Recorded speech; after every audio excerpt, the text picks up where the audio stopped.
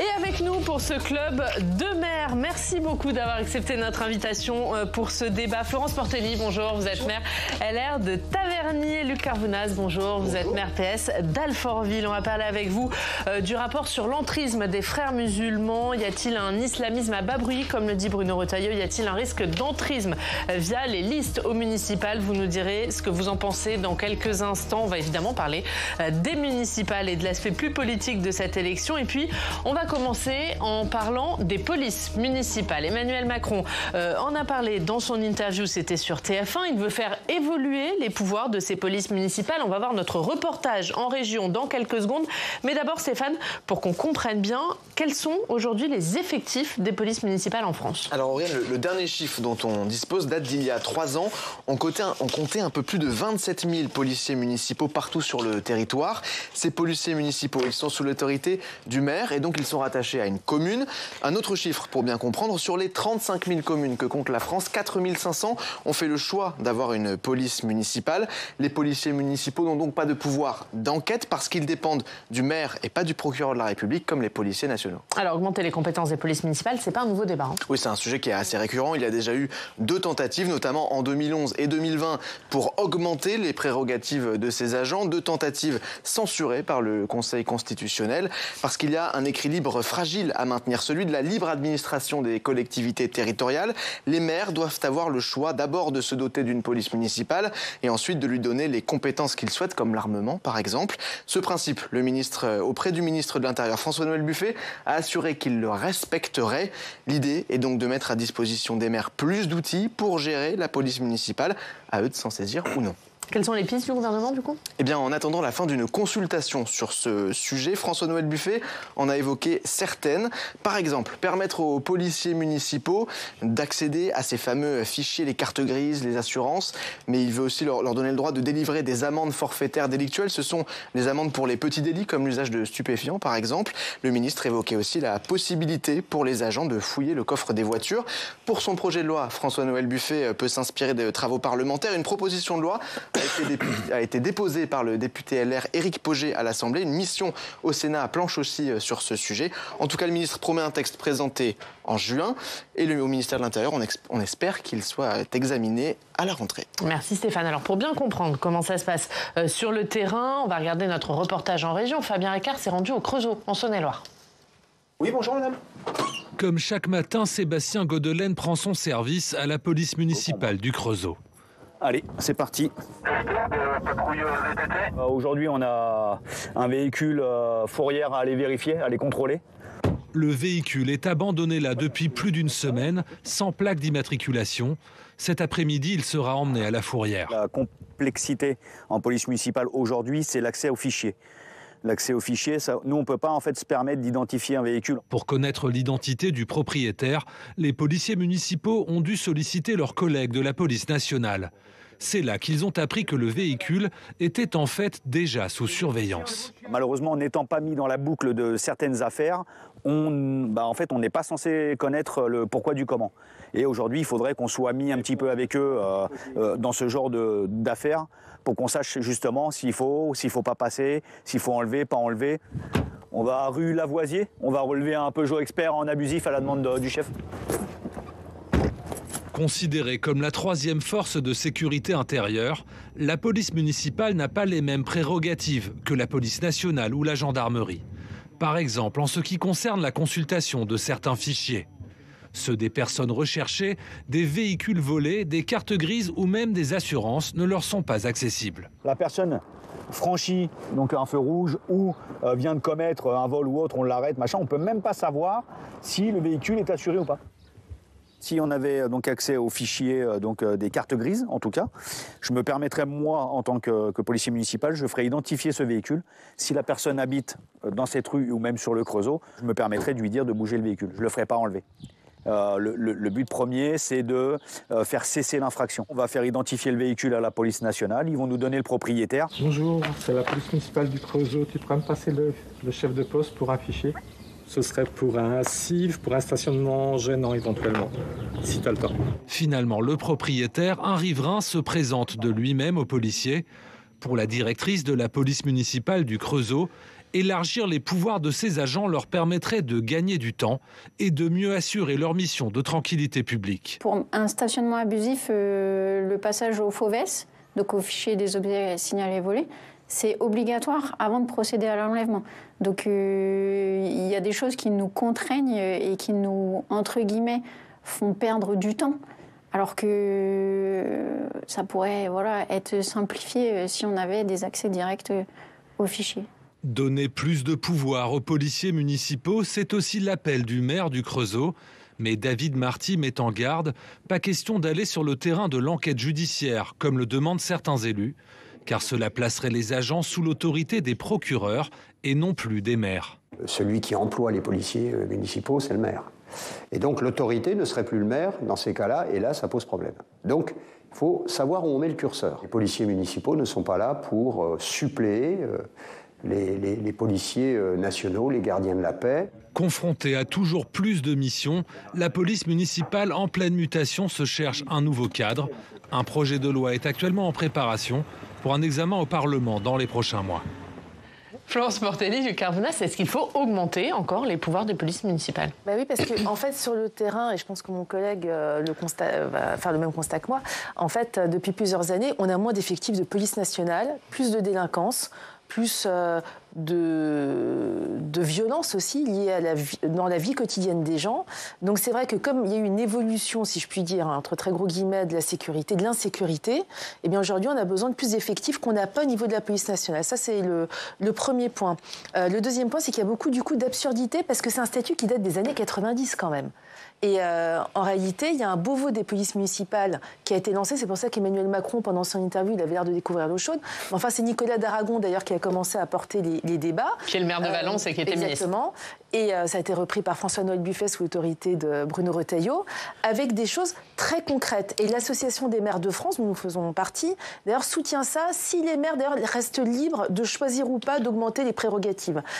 Exemple tout bête, vous parliez des amendes forfaitaires délictuelles. Il n'y a pas que ça. Non seulement un policier municipal peut pas donner l'amende, mais il ne peut même pas saisir des stupéfiants et il doit en plus laisser le contrevenant ou les délinquants plutôt en liberté le temps d'appeler la police nationale ou la gendarmerie et du coup la personne part dans la nature. Autre exemple, quand vous êtes garde champêtre, vous avez le droit d'avoir un chien renifleur. Et bien, quand vous êtes policier municipal, vous ne pouvez pas. Mais il y a des tas d'absurdités qui sont typiquement françaises. D'ailleurs, on adore ce qui est absurde. Et puis, je vous dirais un dernier point avant de laisser mon collègue parler. Mais moi, je pense aussi qu'il y a le statut du maire à voir. Parce que, en fait, le Code général des collectivités territoriales dit qu'on doit assurer la sécurité et la tranquillité publique. Et la salubrité publique, d'ailleurs. C'est possible d'assurer la sécurité publique quand vous avez vraiment les leviers. Et aujourd'hui, je trouve que les maires n'ont pas un statut assez clairement défini, alors qu'on dit qu'on est officier de police judiciaire, qu'on est les premiers magistrats de la ville. Donc, à mon humble avis, c'est l'ensemble qu'il faut regarder.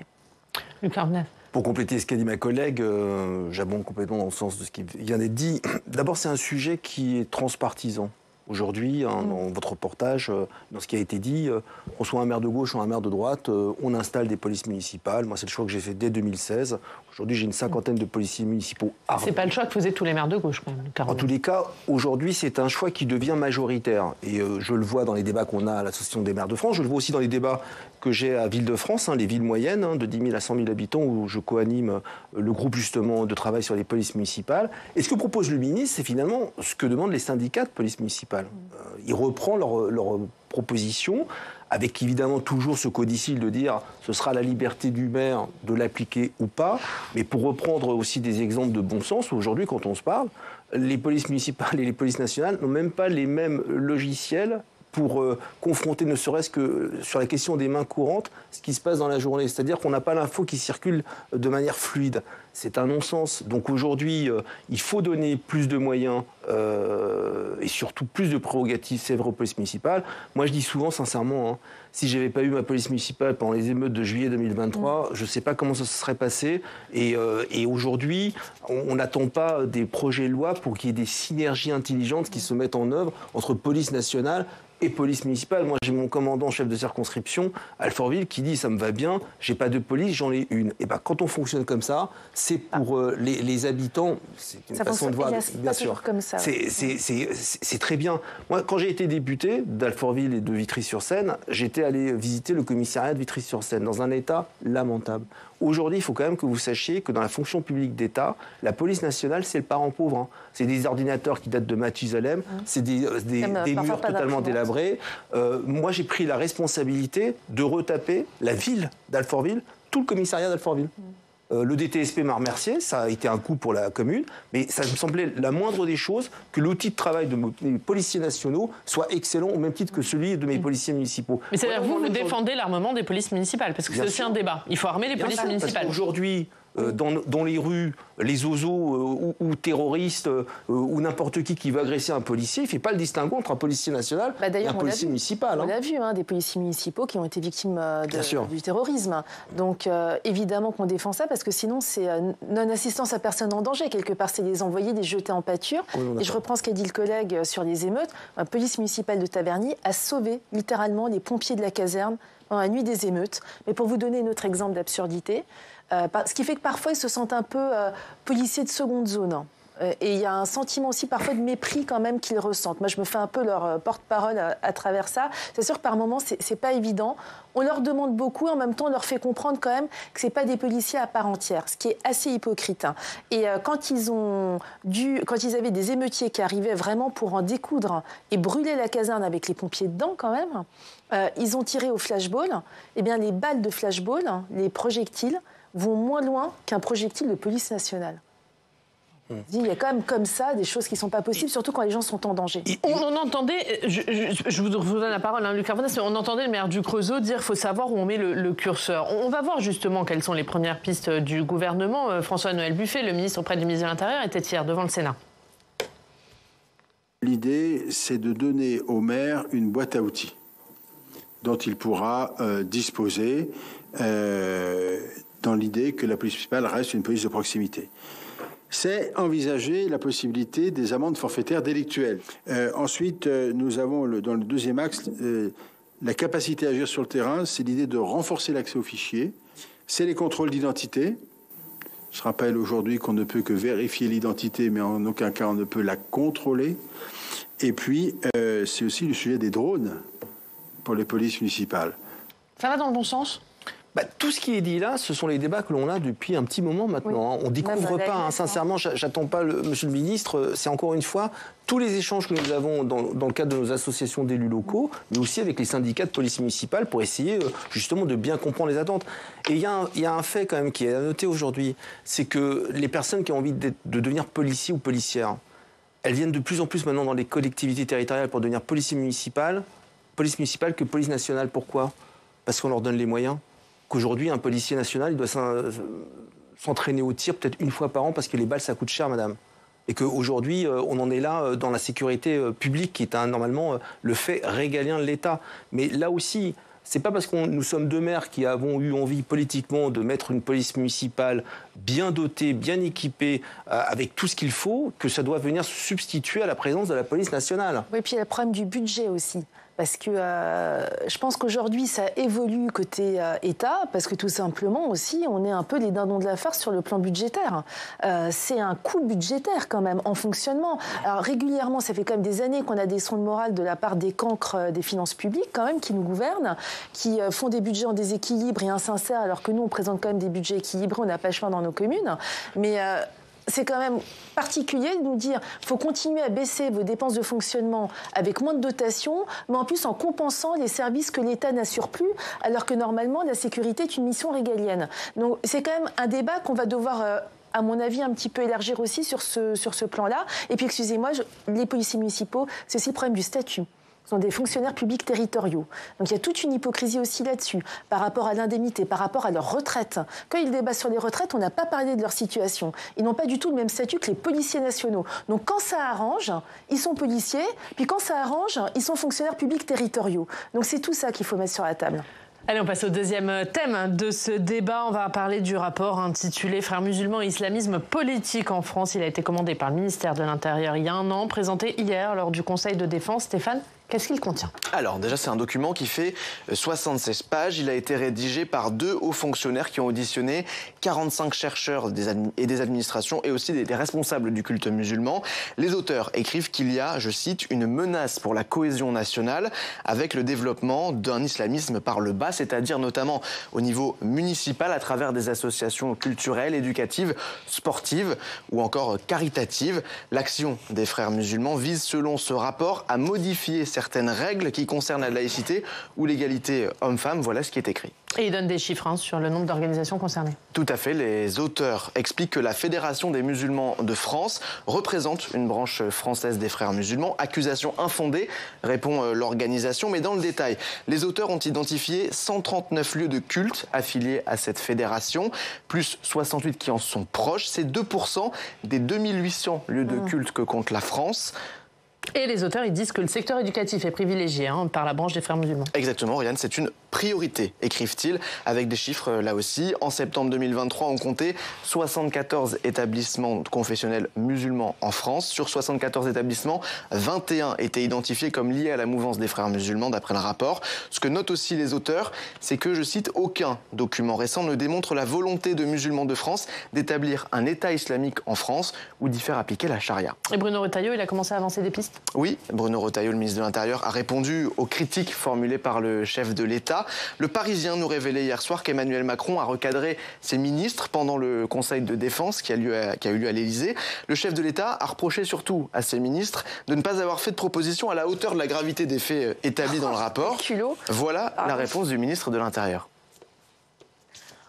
Ce qui devra être proposé dans les mois à venir, dans les semaines à venir, c'est une meilleure organisation de l'État avec un vrai chef de file en matière de renseignement et un parquet administratif au ministère de l'Intérieur pour, diligenter des dissolutions, diligenter des entraves administratives. 2, les circuits financiers. C'est capital. Comment se fait-il qu'après la dissolution de Baraka City, les biens de Baraka City, les actifs, soient allés se réfugier au Royaume-Uni? Et enfin, une stratégie de sensibilisation informationnelle. Des pistes évoquées donc hier au Sénat lors des questions au gouvernement et des propositions qui seront étudiées lors d'un prochain Conseil de défense à l'Élysée au mois de juin. Luc Carvena, c'est une bonne chose que ce rapport ait été rendu public et qu'il y ait un débat politique qui s'ouvre sur ce sujet? J'ai cru comprendre qu'il n'a pas été rendu public, il a été fuité de manière organisée. Et si j'ai bien compris ce qui vient de se passer hier, c'est qu'en fait le président de la République réunit un Conseil de défense pour engueuler tous ses ministres et tout le monde repart en disant la copie est nulle, on se revoit début juin. Excusez-moi du peu, sur la méthode appliquée. Vous croyez qu'on découvre, nous les maires, ce qu'il y a dans ces 73 pages de rapport? J'étais sénateur.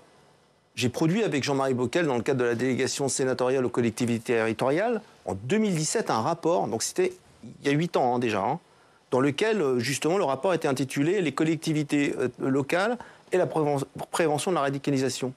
Et on expliquait dans ce rapport comment le maire, premier guichet républicain, était au centre de toutes les préventions, où on faisait des propositions sur la formation des personnels, la formation des élus, sur ce qu'est la laïcité. C'est d'ailleurs ce que je fais dans ma commune. Aussi. Mais qu'est-ce qui s'est passé depuis 8 ans? Et donc aujourd'hui, nous les maires, vous croyez qu'on attendait un rapport pour comprendre qu'il y a de l'entrisme dans les associations sportives? Qu'on ne se bat pas justement avec les moyens qui nous sont donnés, ou pas d'ailleurs, mais qu'on se bat seul avec du courage politique? Parce que sur cette question-là, il faut du courage politique. Et du courage tout court, parce que parfois on est menacé aussi. Et du courage tout court. Parce Vous avez été menacé? Bien sûr. Tous les deux, oui, tout à fait. Ouais. Tout à fait, tout à fait. Et c'est ça le lot du maire aujourd'hui. Et donc, moi, ce que j'attends du gouvernement et du président de la République, c'est encore une fois de nous faire des propositions qui nous accompagnent dans notre quotidien.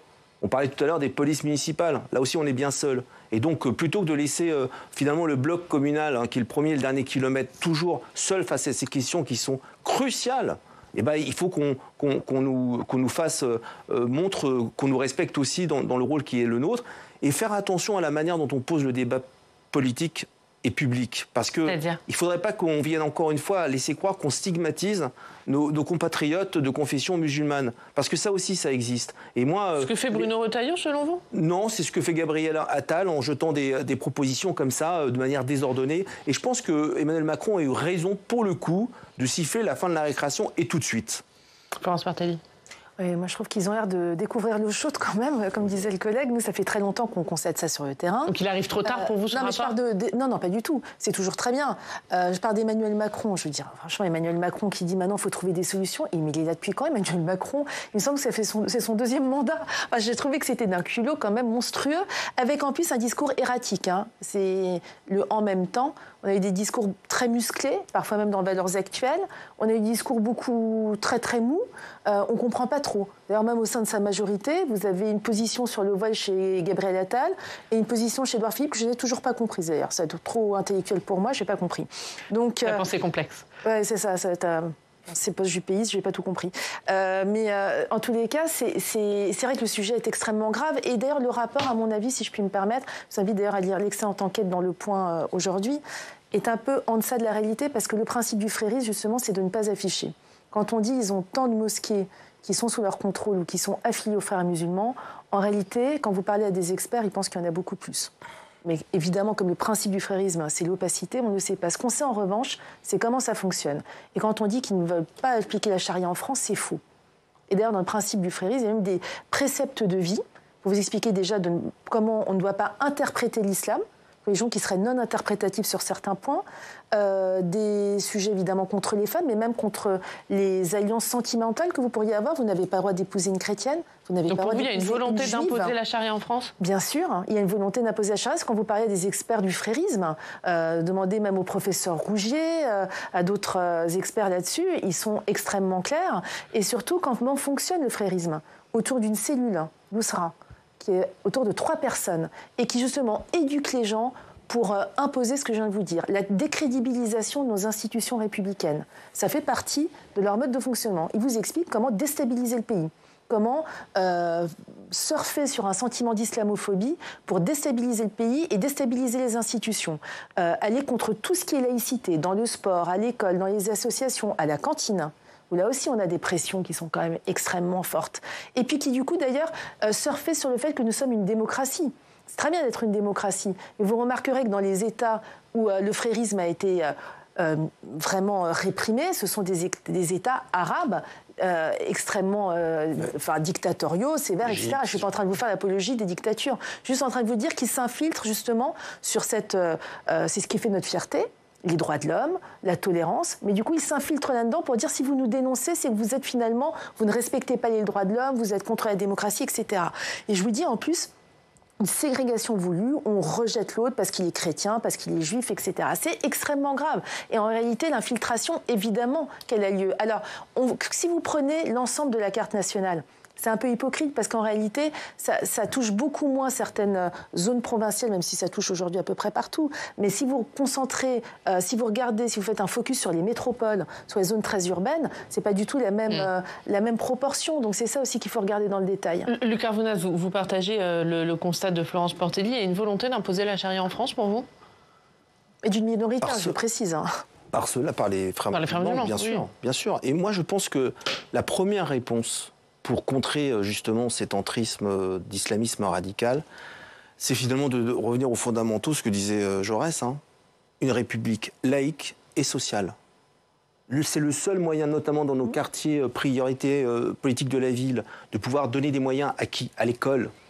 Regardez dans quel état est l'éducation nationale aujourd'hui, de pouvoir accompagner socialement les familles qui sont dans le besoin, qui sont récupérées par les fondamentalistes, d'être vigilants justement à tous les signaux que les maires peuvent détecter et de pouvoir bien travailler avec les services de l'État. Et d'émanciper les femmes. Moi, c'est quelque chose qui m'est vraiment très cher. Dans les quartiers prioritaires de ma ville, j'ai remarqué le taux le plus important de chômage, c'est chez les femmes. Et c'est elles qui, du coup, en général, se communautarisent à l'extrême de plus. Ça va souvent ensemble. Donc moi, je me suis extrêmement attachée à ce qu'ils puissent, par exemple, passer leur permis de conduire. Pour pouvoir travailler, il faut avoir le permis. Beaucoup, faites un sondage un jour, ne conduisent pas. Quand vous êtes en grande couronne ou en province, si vous ne conduisez pas, vous n'avez pas d'emploi. Je vous assure que pour beaucoup d'entre elles, c'est le premier diplôme. Et c'est mettre le pied dans la porte de l'émancipation et de pouvoir et ne pas être asservi à domicile. Donc vraiment, moi, je rajouterais ce que dit le collègue, je suis entièrement d'accord avec lui, mais l'émancipation des femmes, c'est fondamental justement si vous voulez lutter contre ça. Et c'est surtout pas ce que veulent les frères musulmans. Il faut aider les femmes et les filles à s'émanciper, à faire des études, à travailler, à conduire. C'est quand même incroyable qu'au XXIe siècle, siècle, on doit dire en France, alors qu'on n'est pas en Arabie Saoudite, qu'on doit avoir des compatriotes qui doivent pouvoir conduire. Moi, j'ai fait le test dans ma ville et j'ai aujourd'hui 40 femmes qui ont adhéré à notre dispositif justement pour apprendre à conduire. On va écouter ce que pense le Rassemblement national de ce rapport. Marine Le Pen était ce matin l'invitée de France 2. Arrêtons. Ils n'ont pas déposé de statut pour faire une association, alors du coup, on ne peut pas les interdire. Si, on peut lutter contre les idéologies islamistes partout où elles se cachent, dans toutes les associations culturelles. Enfin, ça fait 15 ans qu'on dit ça, et ça fait 15 ans qu'on nous explique que ce que nous disons est faux. Bon, la réalité, c'est que c'est vrai. On n'apprend rien dans ce rapport. En tout cas, moi, je n'ai rien appris dans ce rapport. Et les mesures qui ont été proposées par Bruno Retailleau, c'est une blague qui ne fait pas rire. Voilà, c'est-à-dire que même le président de la République, Emmanuel Macron, a trouvé ça indigent, c'est pour vous dire. C'est une blague, les mesures de Bruno Retailleau ? Elle, c'est dû en même temps. Elle est maintenant macroniste et lepéniste. Et je ne savais pas depuis 15 ans, elle disait ça. D'ailleurs, elle avait voté contre la loi sur le voile qui avait été portée par Jacques Chirac. Donc, vous savez, Marine Le Pen, c'est géométrie variable aussi. Je ne comprends pas trop ce qu'elle prône, d'ailleurs, parce qu'elle dénonce, elle pousse des cris d'orfraie, mais concrètement, elle dit quoi ? C'est quoi ces mesures à Marine Le Pen ? Interdire les frères musulmans, notamment, c'est ce que demande le Front National. En dehors de ça, je veux dire, par exemple, qu'est-ce qu'elle propose justement pour aider dans les quartiers à finalement ne pas trouver un refuge là-dedans ? Comment elle s'adresse aussi d'ailleurs à nos compatriotes musulmans qui, eux, ne sont pas du tout fondamentalistes ? C'est quoi le discours du Rassemblement national par rapport à eux ? Puis, vous savez, Emmanuel Macron, je le disais, a engueulé ses ministres hier. Mais il porte une part de responsabilité aussi, vis-à-vis de nous, les maires, par rapport à tous ces sujets qu'on évoque ce matin. Moi, je me souviens du président de la République qui, en grande pompe, récupère le rapport de Jean-Louis Borloo, qui lui avait commandé, qui aurait pu, là aussi, on parlait de boîte à outils tout à l'heure, ça aurait pu... En grande pompe et l'humilier en même temps. Et l'humilier en même temps, de le prendre et de le jeter dans une corbeille. J'ai eu l'occasion d'en parler avec Jean-Louis Borloo lui-même. Voilà, c'est qu'on a un président qui est sur le et en même temps, et pardon, le et en même temps sur les valeurs, ça marche pas. Voilà. Et d'ailleurs, une chose toute bête que les maires demandent depuis longtemps, c'est d'être beaucoup plus associés aux renseignements sur les personnes qui sont en voie de radicalisation sur leur territoire. On n'arrête pas de nous dire, c'est en cours, c'est le hashtag c'est en cours qu'on connaît bien, nous, les maires. Ça fait des années qu'on en parle, on ne voit rien venir. On nous a même dit que les procureurs allaient partager les informations avec nous sur les personnes radicalisées. Moi, ça fait plusieurs mois que j'ai eu aucune information. Donc voilà, on en est au moment où on se parle. Gabriel Attal lui propose d'interdire le voile pour les mineurs de moins de 15 ans. Est-ce que c'est une bonne proposition, Florence Portelli ? Alors déjà, il y a une chose sur le voile moi, qui me choque profondément, c'est quand je vois des petites filles voilées. Parce que, à ma connaissance, c'est même pas conforme justement aux préceptes de l'islam. Et je trouve que c'est une sexualisation de l'enfant absolument immonde. Donc ça, moi, je le combats de toutes mes forces. En revanche, la façon dont il amène le débat, pour visiblement exister, parce qu'en ce moment, il a du mal quand même à être disruptif, c'est à la mode en ce moment, vous savez, on fait des coups de com', on fait disruptif. Je ne vois... c'est ça qui est compliqué, c'est que si je vous dis, évidemment, moi, je ne suis pas, en tant que femme, je suis pour qu'une mineure n'ait pas à porter un voile, mais fondamentalement. Mais la façon dont il amène le débat, je trouve ça quand même un peu curieux. Le Carvenas ? Moi aussi, je suis féministe et je suis pour l'égalité homme-femme. Donc, de manière générale, je suis plutôt favorable à ce qu'une femme ait le choix de porter un voile ou pas. C'est son choix. Je ne suis pas sûr qu'un enfant de 5-6 ans a le choix, le libre arbitre de porter un voile. Donc, c'est un débat. Et jusqu'à 15 ans ? Jusqu'à 15 ans aussi, mais... Donc plutôt 15 ans, on rentre dans l'adolescence, c'est encore un autre sujet. Mais vous voyez, le débat qu'on est en train d'avoir, rien qu'entre nous, c'est pour ça que je rejoins Florence Portelli. C'est pas un débat politique qu'on peut poser comme ça, à la va-vite, pour faire encore un petit peu de buzz, parce qu'on est en perte de vitesse. Voilà, ce sont des sujets, encore une fois, extrêmement sensibles. Et l'islam de France, c'est la deuxième religion en France aujourd'hui. Et nos compatriotes musulmans, ils nous regardent. Ils regardent les responsables politiques. Ils sont pas bêtes.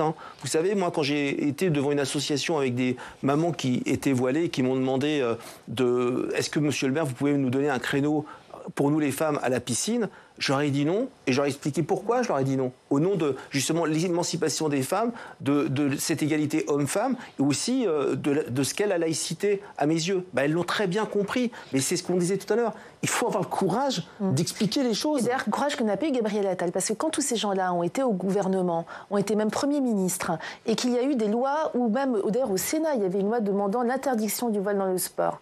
Les ministres macronistes ont refusé. Et d'ailleurs, le président de la République, que j'ai écouté sagement là, pendant quelques heures chez vos confrères de TF1, a quand même dit un peu embarrassée. Alors oui, je suis sur la position du comité olympique dans les compétitions, mais pour le reste, je laisse... en gros, je renvoie la patate chaude aux fédérations sportives, alors qu'en plus, les fédérations sportives nous disent qu'elles sont parfois terrorisées, parce qu'elles ont des pressions sur leurs arbitres femmes d'ailleurs. Enfin bon, je veux dire, c'est absolument lâche et indigne. Donc moi, j'allais dire à Gabriel Attal, mais... que n'as-tu fait auparavant et que n'as-tu demandé aussi à tes ministres des Sports d'avoir un peu de cran et de courage plutôt que de refuser d'aller jusqu'au bout et de laisser aussi les maires en première ligne? Justement, il y a des municipales dans 10 mois. Est-ce que vous redoutez... Ça ne m'a pas échappé. À tous les deux, j'imagine que non. Est-ce que vous redoutez un entrisme islamiste lors de ces élections municipales? Alors, des listes qu'on appelle des listes communautaires, là aussi, c'est pas nouveau. C'est pas nouveau, oui. On les a vus commencer à fleurir en 2014. En tout cas, moi, j'ai commencé à les repérer en 2014. On en a eu pas mal dans le Val d'Oise en France. Aussi, ouais. Et en 2020, de manière beaucoup plus prononcée. Là, il y a une interrogation, c'est est-ce que ce seront des listes communautaires ou est-ce qu'ils s'infiltreront dans des listes non communautaires de manière plus cachée, plus dispersée? D'abord, on n'est pas dans un film, c'est pas de l'infiltration. Si vous avez des personnalités décrites comme telles, c'est qu'il y a une volonté politique de les mettre sur la liste. Et là aussi, donc ça veut dire qu'il y a une complaisance de la part de la tête de liste. Demandez à la France Insoumise. À l'époque de ce rapport que j'évoquais avec Jean-Marie Bockel, on avait poussé nos réflexions même très loin pour proposer, mais on l'a pas écrit finalement, on n'est pas allé jusque-là, de dire un maire qui fait défaut au principe de la laïcité, le Conseil des ministres pourrait dissoudre le Conseil municipal et refaire des élections. On n'est pas allé jusque-là, on trouvait que c'était un peu beaucoup. Mais c'est pour vous dire jusqu'où cette réflexion peut aller. Il y a de la complaisance, bien sûr il y a de la complaisance clientéliste, électoraliste, ça a toujours existé. Ça aussi, il faut le combattre. Un dernier mot, Florence Portelli. Moi, par exemple, je vais donner un nom, Aurélien Taché, député dans le Val d'Oise, en termes... Député Girouette. Député Girouette, oui, mais qui, un coup vert, un coup maintenant proche, je crois, et les filles, etc., qui nous avait quand même expliqué qu'il défendait les certificats de virginité et qui lui opposait, je cite, le serre-tête catholique.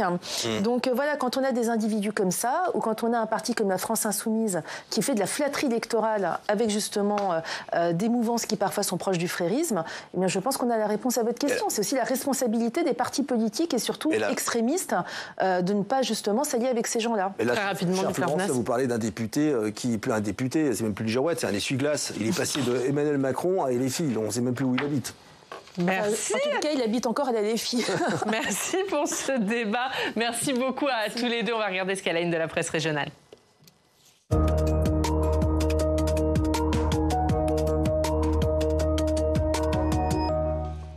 Et on continue à parler de ce rapport sur les frères musulmans, la une de la presse régionale, Stéphane. Oui, la remise de ce rapport par le ministère interroge la Dépêche du Midi. Quelle riposte aux frères musulmans, se demande le quotidien. Dans ces pages, le rapport est décortiqué, les techniques d'entrisme sur les réseaux sociaux également. Midi Libre ouvre ses colonnes au recteur de la mosquée de la Paix à Nîmes. Comme d'autres responsables religieux, il dénonce l'utilisation de l'islam et des musulmans, je cite, dans le débat politique. Sans nier l'existence des frères musulmans, il assure que la mouvance est minoritaire. Abdallah Zekri demande de ne pas faire l'amalgame avec tous les musulmans. Et à la question « Quelle riposte ?» posée en une de ces deux quotidiens, Bruno Retailleau répond dans Le Parisien. Le ministre de l'Intérieur dévoile ses plans. Un chef de file sur le sujet de l'entrisme au sein du renseignement ou encore un pôle juridique renforcé dans son ministère pour instruire les dissolutions d'organisations. Dans le Var, après les intempéries, les habitants mesurent les dégâts, la solidarité s'organise. La désolation, titre Var Matin, photo d'une maison totalement détruite à la une. 3 personnes sont mortes dans le département après les intempéries. Le quotidien rend hommage à Anne-Marie Thomas. Elle est partie comme l'aventurière qu'elle était, témoigne son fils. Elle avait 80 ans. Dans le Lavandou, les intempéries ont aussi ravagé bon nombre d'habitations et de commerces. L'heure est au pompage et au nettoyage, écrit Ouest France montre le grand retour de la consigne pour les bouteilles en verre. Oui, le quotidien breton nous apprend que l'expérimentation va commencer à partir du 12 juin en Bretagne, dans les Pays de la Loire, en Normandie ou dans les Hauts-de-France, dans tous les magasins qui participent à l'opération. Alors combien ça va vous rapporter de ramener vos bouteilles ? Eh bien 20 centimes pour les grands contenants, 10 centimes pour les petits contenants. Un geste bien meilleur pour l'environnement que le recyclage. On termine avec la boîte à souvenirs. C'est dans La Voix du Nord d'une actrice qu'on ne présente plus, Céline Renaud. Oui, l'actrice originaire de Nieppe, près d'Armentières dans le Nord, a confié ses archives à l'État. Il y a 10 jours, des milliers de photos, des lettres de fans, des traces de son enfance. Elle dit avoir connu tous les présidents. Le premier, c'était Vincent Auriol en 1953. Une rencontre à l'Élysée à sa demande pour qu'elle chante le Petit Quinquin. Ces archives seront consultables au moins, d'ici 2028 pour le centenaire de Lynn Renaud, mais pas avant, le temps qu'elle soit traitée par les archives. Merci beaucoup, merci Stéphane, ça ne rajeunit pas ça. Merci beaucoup d'avoir été. J'ai pas connu Vincent Henry, soyez sympa. Non, personne autour de cette table. Merci Florence Portelli, merci Luc Carvounas d'avoir été avec nous. Merci à tous de nous avoir suivis. On se retrouve demain. Très bonne journée.